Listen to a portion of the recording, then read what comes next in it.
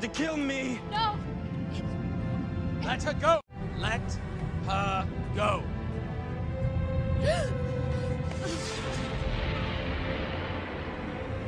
5 minutes later. I hate you.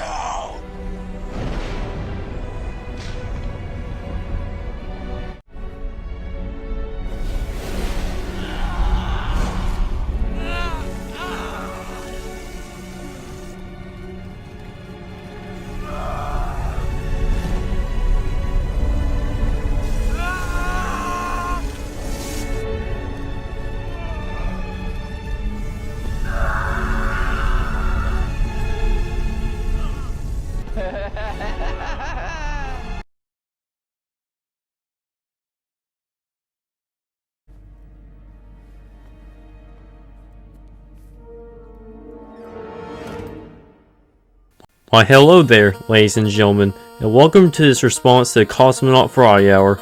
Today we'll be tackling his video on Star Wars The Last Jedi. This will be part 1 of a part 5 response series, so don't worry for videos, they're on the way. Just subscribe and stick around if you want to see more. Anyway, back to the video. Cosmonaut tries to defend his film and its horrid writing decisions, and strawmans those who rightfully criticize his film, doesn't even try to understand their point of view. But unlike him, I'll do my best to respond to every defense he has for his trash heap. And to start things off, I'll have to defend Poe for the time being, since the film is obviously manipulating him to thinking that Poe is a moron. And in case you're wondering, I'll be sharing my thoughts about Cosmonaut when we reach the end of this series. So sit back, grab some green milk, and let's dive our way straight into this. Number 4, Poe Dameron. Poe is a fucking idiot in this movie, and while I like that he's now shown to be a dumb frat boy who just wants to blow stuff up, it also leads to some problems in the storytelling. The first scene in this movie shows Poe causing the death of a majority of the Resistance fleet. He gets a slap on the wrist, but that's it. The fleet's choice to follow him. Sure, while Poe disabled communications with Leia on his own ship, Leia would still be able to communicate with the rest of the fleet, but decides not to for some reason.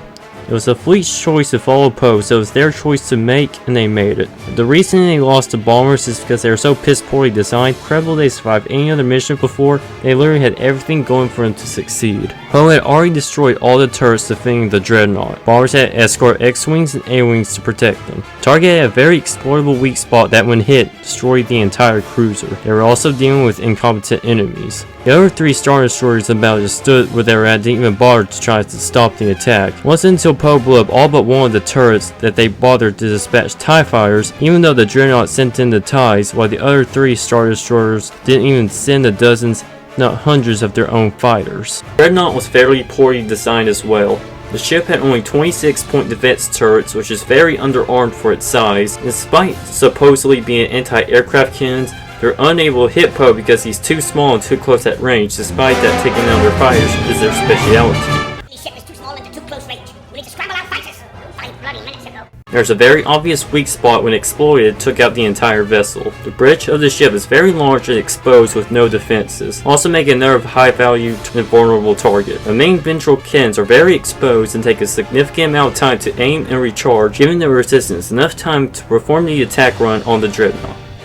They had literally every advantage on their side, but they still lost all of them and were barely able to pull off the task. We'll not just have Poe take a Y-Wing, shoot up the autocannons with proton torpedoes, and retreat like it's nobody's business. It's not Poe's fault they lost all the bombers. He just had to work what he's got, and he still succeeded.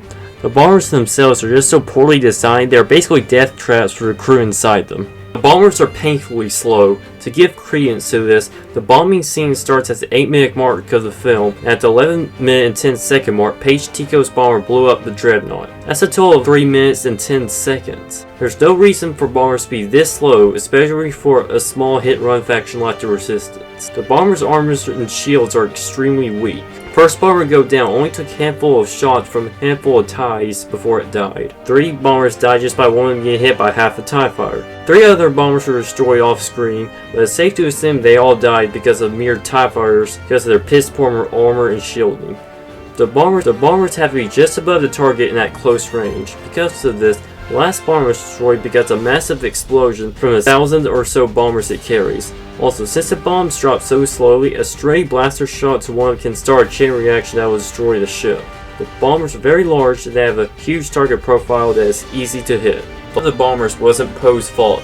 As I said earlier, using Y-Wings, B-Wings, or just some well-designed bomber would have been enough to complete the operation successfully. Also, I ask, why didn't Leia just call back the attack force in the first place? Sure, Poe muted his X-Wing, but he couldn't have muted all the ship. She must have approved of the plan, since it's implied that she and Poe discussed the plan and that she approved it. Oh, I see.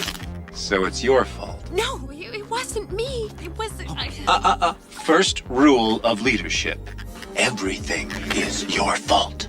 Besides, even if they followed the order, there's no way the bombers would make it back to the fleet. As I explained, it took the bombers 3 minutes to get to their target. There's no way they would make it back to Arras by the time the Dreadnought charged up the cannons and blew up the ship. Another thing you seem to be missing is that the First Order still managed to track down the fleet, since it's established that every ship in the First Order has hyperspace tracking. So even if they somehow escaped the First Order, they still would have tracked them down, brought the Dreadnought with them, and destroyed the entire resistance. It's a shame about Commander Dameron, but losing our whole bombing fleet would have hardly been worth a single Dreadnought.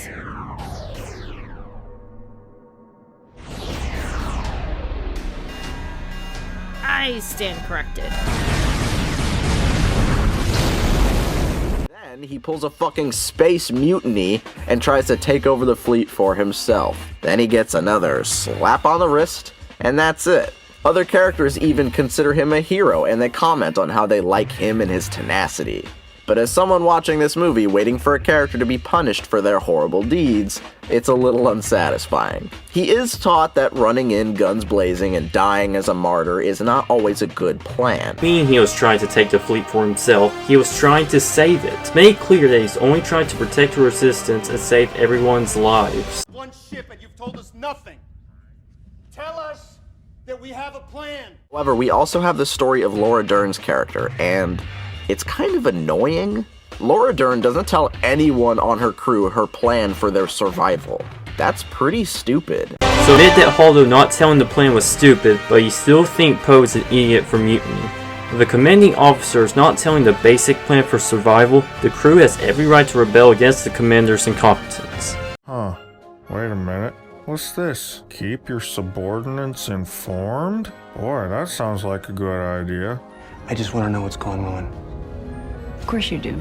American soldiers do best when they know why they are doing something. You're the last thing we need right now. So stick to your post and follow my orders. Right. No mission briefing. Just a really shitty pep talk. The spark that will light the fire that will restore the Republic. Keep your people informed. You act like Poe had selfish intentions or something. Poe is the only character in the movie that makes any rational decisions, but is constantly talked down to is treated like a child. The only reason why is to promote this movie's very obvious feminist SJW agenda, and to try to further this movie's theme of failure that we will most certainly get into. But that'll be it for today, folks. Sorry to cut this short. Part 2 should be ready in the not too distant future. But until then, stick around, subscribe, and ring the notifications, and all that stuff. And join my Discord, and follow me on Twitter. And remember,